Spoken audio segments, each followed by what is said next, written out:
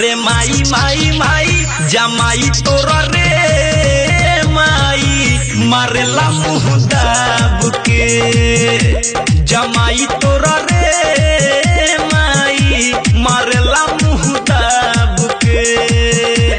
ई ओठवा गुलाब के फुलाइले बच्चा भुके जमाई तोरा माई तो गलावा रे माई जमाई तोरा रे माई मारेला मुँह दाब के जमाई तोरा रे माई मारेला मुँह दाब के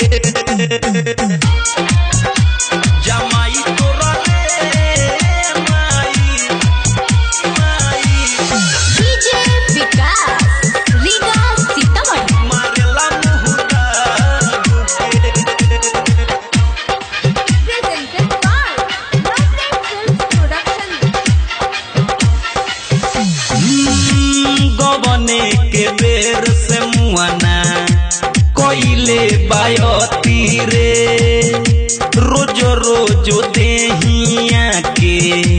करे दूर गति रे आवेला रोज घरे चढ़ाइले शराब के जमाई तोरा माई रे माई माई माई दो गलावा रे माई मारेला मुँह दाब के जमाई तोरा रे माई मारेला मुँह दाब के डीजे विकास रीगा सीतामढ़ी मारेला मुँह दाब के मारेला मुँह दाब के आप सुन रहे हैं अमित पटेल की आवाज में हाय कितना ले कहीं खेला पियऊ मुकेश के तंग बानी हमरे माई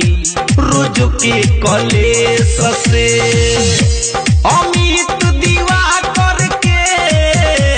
आदत बा खराब रे जमाई तोरा माई दो गलावा रे माई दामाद तोरा रे माई मारेला मुँह दाब के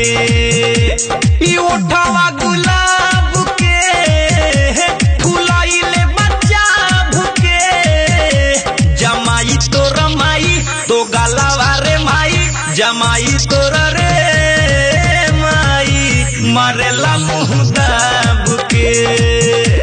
जमाई तोरा रे माई मारेला रोज दाब के